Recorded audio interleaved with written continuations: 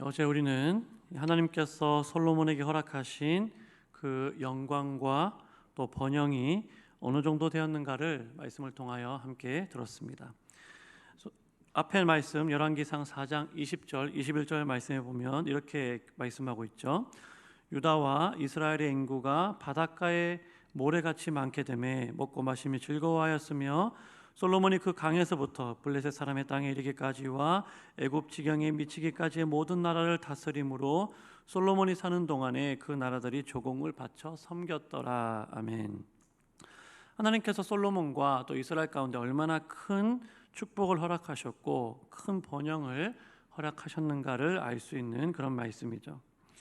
오늘 우리가 함께 읽은 이 본문은 이제 솔로몬이 그와 같은 번영을 토대로 이제 이스라엘 역사 가운데 가장 큰 업적이라고 할 수 있는 예루살렘 성전을 건축하는 그 일을 이제 시작하려고 했고, 그 일을 위해서 어떠한 준비를 하고 있는가를 기록을 하고 있습니다. 성전 건축과 같은 그러한 큰 공사를 하기 위해서 이 절대적으로 필요한 것들은 건축에 필요한 재료를 어떻게 구할 것인가, 그리고 그 건축을 진행하는 데 있어서 그것을 함께 건축해갈 기술자들을 어떻게 구할 것인가 하는 문제가 매우 중요할 것입니다. 우리가 잘 알듯이 이스라엘은 오랫동안 농경과 목축을 주업으로 해오는 그러한 나라였기 때문에 당연히 좋은 건축 기술을 가지고 있는 그러한 기술자들이 많이 없었겠죠. 또 이스라엘에는 건축에 필요한 그러한 주요 재료들, 좋은 나무라든지 돌이라든지 이런 것들이 자체적으로 생산할 수 있는 그런 환경이 아닙니다. 그래서 성전 건축을 위한 이 솔로몬의 첫 번째 걸음은 자신에게 필요한 것들을 제공해 줄 수 있는 두로왕 히람에게 도움을 요청하는 것이었고, 그와 함께 조약을 맺어서 이 일을 함께 해나가는 것이었죠. 이러한 배경 속에서 오늘 우리가 함께 읽은 이 본문 1절부터 마지막 18절까지 보면 크게 세 부분으로 나누어서 볼 수 있습니다. 1절부터 6절까지는 솔로몬이 두로왕 히람에게 도움을 요청하는 그런 내용이고요. 또 7절부터 12절까지는 이 솔로몬의 요청에 대해서 히람이 수락을 하게 되고 두 왕이 조약을 맺는, 약조를 맺는 그런 내용이죠. 마지막 13절부터 18절은 이 공사를 위한 노동력을 어떻게 일으키고 또 그것을 어떻게 관리할 것인가에 대해서 준비를 하는 그러한 내용으로 오늘 말씀이 기록이 되어져 있습니다. 솔로몬은 왕이 된 이후에 하나님께 큰 제사를 드리고 또 하나님으로부터 나라를 잘 다스릴 수 있는 그러한 지혜를 얻었죠. 그리고 큰 부귀와 영광도 얻게 되었습니다. 그러한 솔로몬의 지혜는 이 성전 건축을 위해서 준비하는 그의 모습 속에서도 여실히 잘 드러나고 있는 것을 우리가 본문을 통해서 볼 수 있습니다. 성전 건축을 위해서 준비하는 이 솔로몬의 모습 속에는 어떠한 지혜로운, 어떠한 지혜의 모습이 있는가, 우리가 함께 말씀을 통해서 잠시 생각해 보고자 합니다. 그 첫 번째는 솔로몬은 이 하나님의 때를 분별할 수 있는 그러한 지혜가 있는 그런 왕이었다라는 것이죠. 솔로몬이 기름 부음을 받고 이스라엘의 왕이 되었다라는 소식을 들은 이 두로왕 히람은 신하들을 보내서 축하의 마음을 전했습니다. 그리고 솔로몬은 그의 축하를 받고 이 때를 놓치지 않고 히람에게 다시 신하들을 보내서 이 성전 건축에 대한 계획을 전하고 그에게 도움을 요청하게 되죠. 솔로몬은 성전 건축을 위해서 히람의 도움이 반드시 필요했고 또 히람이 반드시 도와줄 것이라는 그런 확신을 가지고 있었습니다. 왜냐하면 히람이 그의 평생에 자기 아버지 다윗을 존경하고 사랑했음을 잘 알고 있었기 때문이죠. 그래서 솔로몬은 히람에게 신하들을 이 히람에게 보내면서 먼저 이 아버지 다윗에 대해서 이야기를 하게 하면서 왜 지금 자신이 이 성전을 건축해야 하고 또 이 성전 건축에 있어서 히람이 왜 도와주어야 하는지를 설득력 있게 그렇게 전달하는 것을 우리가 볼 수 있습니다. 그러면서 솔로몬은 지금이 바로 성전을 건축해야 하는 하나님의 때임을 그렇게 알려주고 있죠. 원래 이 성전을 건축하는 일은 그 아버지 다윗이 하고 싶었던 일이죠. 무척 열망했던 일입니다. 하지만 다윗은 계속해서 일어나는 그러한 전쟁을 또 감당하고 그 전쟁을 치르느라 건축을 할 수 없었고, 결정적으로 다윗이 건축을 하는 것을 하나님은 허락하지 아니하시죠. 그것은 하나님의 뜻이 아니었습니다. 하나님은 다윗이 아닌 그 아들 솔로몬이 성전을 건축하기를 허락하시고, 그래서 다윗은 그 하나님의 뜻을 알고 자신의 아들 솔로몬이 성전을 잘 건축할 수 있도록 여러 가지 많은 준비를 해주고, 그리고 이 두로왕 히람과도 좋은 관계 속에서 그가 좋은 관계를 맺어왔던 것을 알 수 있습니다. 이러한 사실은 평생 다윗을 존경하고 또 사랑했던 히람도 잘 알고 있는 그런 사실이고, 솔로몬은 하나님께서 이 사방에 태평을 허락해 주시고 원수도 재앙도 없는 지금이 바로 성전을 건축할 적기임을 그에게 알려줍니다.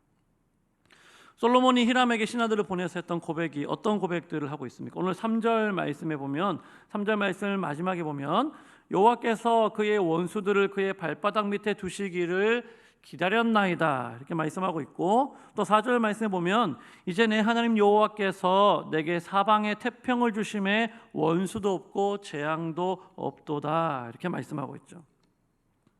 성전 건축을 위해서 하나님의 때를 기다려왔다라고 말씀하고 있죠. 솔로몬은 지금이 바로 그때임을 알리고 건축을 이제 준비하고 있는 것입니다. 다시 말해서 이 솔로몬에게 또 하나님의 때를 분별할 수 있는 그러한 지혜가 있었다라는 것을 오늘 말씀을 통해서 알 수 있는 것이죠. 두 번째, 이 솔로몬은 사람을 얻는 지혜가 있는 그런 사람이었습니다. 솔로몬이 아무리 지혜가 뛰어나고 능력이 많다 할지라도 혼자서 모든 일을 다 감당할 수는 없는 것이죠.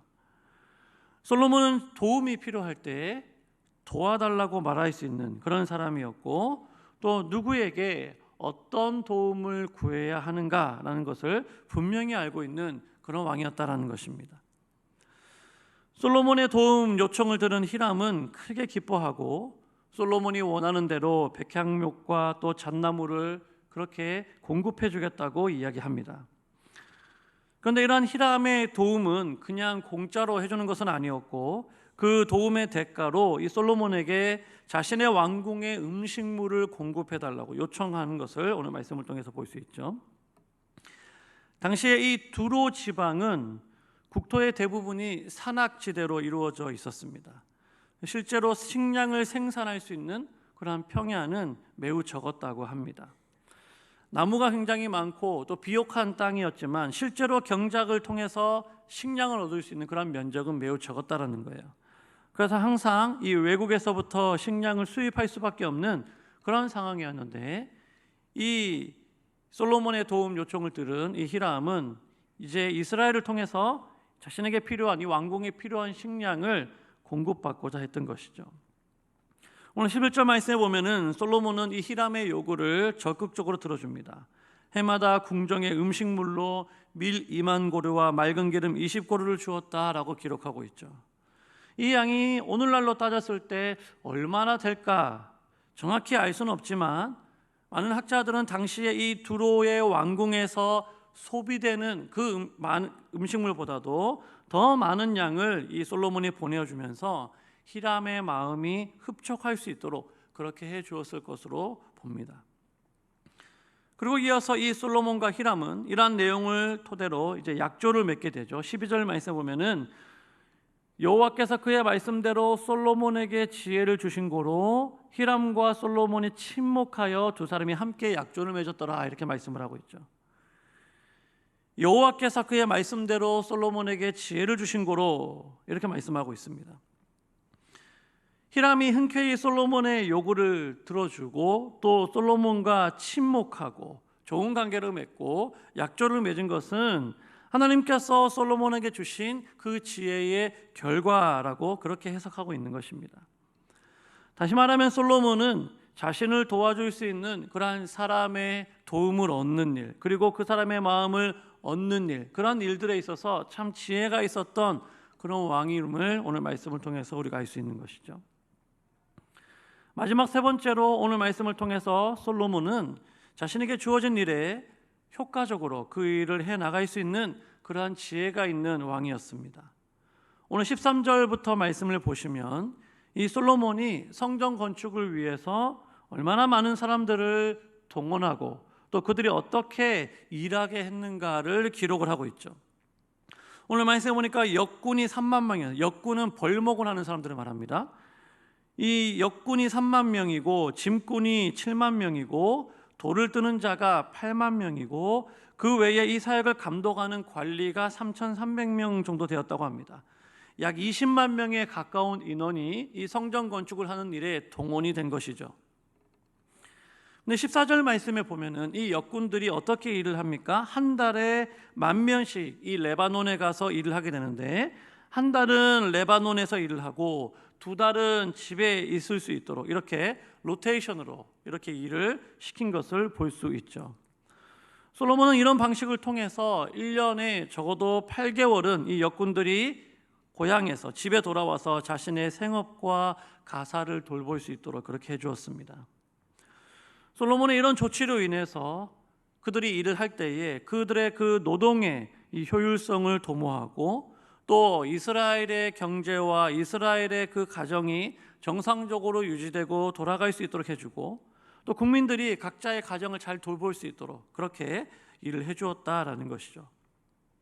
무엇보다도 솔로몬은 주변의 다른 나라 왕들처럼 이 백성들을 단지 일을 시키기 위한 자원으로만 여기고 과도한 노동으로 그들이 지치도록 그렇게 과도한 노동으로 내몰지 아니하고 그들의 삶을 돌아보고 또 인격적인 태도로 이 백성들을 대함으로 백성들이 그 왕을 신뢰하고 또 그 신뢰를 얻고 눈에 보이는 그러한 성과도 큰 어려움 없이 이루고 해나갔던 것을 오늘 말씀을 통해서 우리가 볼 수 있는 것입니다. 사랑하는 여러분, 한 사람의 지혜가 그가 속해 있는 공동체에 얼마나 큰 영향력을 끼치는가요? 특별히 나라를 다스리는 왕의 지혜로운 언사와 그 행동은 그 나라를 부강하게도 하고 그 나라를 가난하게도 합니다. 또 백성들을 행복하게도 하고 백성들을 불행하게도 하겠죠. 이 지혜로운 왕 솔로몬을 왕으로 둔 이 이스라엘은 하나님의 축복을 받아서 사방의 태평을 누리고 영광과 번영을 누릴 수 있었습니다. 그리고 한 걸음 더 나아가서 여호와를 위한 이 성전 건축이라는 그 아버지 때부터 내려오던 이 수건을 향하여서 힘차게 나아가고 있는 그런 모습을 오늘 말씀을 통해서 우리가 볼 수 있습니다. 성전 건축을 준비하는 이 솔로몬은 어떠한 지혜로 이 일을 준비해 나갑니까? 그는 하나님의 때를 기다리는 분별할 수 있는 그러한 지혜를 가지고 있었다라는 거예요. 하나님의 때에 하나님이 기뻐하시는 일을 하니까 모든 것이 형통할 수밖에 없는 것이죠. 하나님의 때를 기다리고 분별할 수 있는 그러한 지혜가 저와 여러분들에게 줄 수 있기를 간절히 소망합니다. 솔로몬은 사람을 얻는 지혜가 있었죠. 사람을 얻는 사람이 또 사람을 잃는 사람이 있습니다. 그 주변에 사람을 얻는 사람이 있는가 하면 사람을 잃는 그런 사람들도 있다라는 거예요. 하나님은 솔로몬에게 도움의 손길을 붙여주셨습니다. 모든 일이 순탄하게 열릴 수 있도록 그의 길을 열어주시죠. 우리가 자녀들을 위해서 또 우리의 삶을 놓고 기도할 때에 이러한 지혜는 참 필요하다고 생각이 됩니다. 사람을 얻는 지혜를 우리에게 주옵소서, 만남의 복을 허락하여 주옵소서 기도해야겠죠. 솔로몬처럼 사람을 얻는 지혜가 저와 여러분 우리 모두에게 있을 수 있기를 간절히 소망합니다. 또한 솔로몬은 맡겨진 그 일을 자신만의 방법으로 효율적으로 일할 수 있는 그런 지혜가 있었다라는 것을 볼 수 있습니다. 같은 일을 해도 일을 쉽게 지혜롭게 일을 해나가는 사람이 있고 같은 일을 해도 일을 어렵게 해나가는 풀어가는 그런 사람이 있습니다. 저도 예전에 한 1년 정도 공장을 다니면서 일을 한 적이 있는데요. 그때 사장님께서 자주 하셨던 말씀이 뭐냐면은 일머리가 있어야 한다고 얘기했어요. 일머리가 있어야 한다. 어떤 일을 맡기면 그 일을 지혜롭게 또 효율적으로 일을 해나가는 그런 머리가 있어야 된다, 이런 얘기를 자주 하셨습니다. 같은 일을 해도 효율적으로 또 사람의 마음이 다치지 않게 일하는 것이 일머리라고 할 수 있겠죠. 오늘 말씀에서는 그것이 지혜다라고 이야기하고 있고, 솔로몬의 모습 속에서 우리가 그러한 지혜를 발견할 수 있습니다. 저와 여러분 모두에게 그러한 지혜가 있을 수 있기를 간절히 소망합니다. 무엇보다도 솔로몬은 나라가 부강하고 또 형통하자 그것에 만족하고 머물러 있지 않았다라는 거예요. 하나님을 위한 성전을 건축하고자 그의 한 걸음을 옮겨 나아갔습니다. 나라가 부강하고 부요한 것 자체가 목적이 아니라 하나님의 나라가 궁극적인 목적이었던 것을 볼 수 있죠. 바울이 얘기했던 것처럼 너희가 먹든지 마시든지 무엇을 하든지 다 하나님의 영광을 위해서 하라라고 말씀했는데, 솔로몬의 이 모습 속에서 그는 하나님을 위해서 무엇을 할 것인가를 고민하고 그 하나님의 성전을 건축하는 그 일에 힘차게 나아가는 것을 볼 수 있습니다. 오늘 하루도 하나님의 지혜를 얻어서 하나님의 나라와 영광을 위해서 귀하게 쓰임받는 저와 여러분의 삶이 될 수 있기를 간절히 소망합니다. 기도하겠습니다.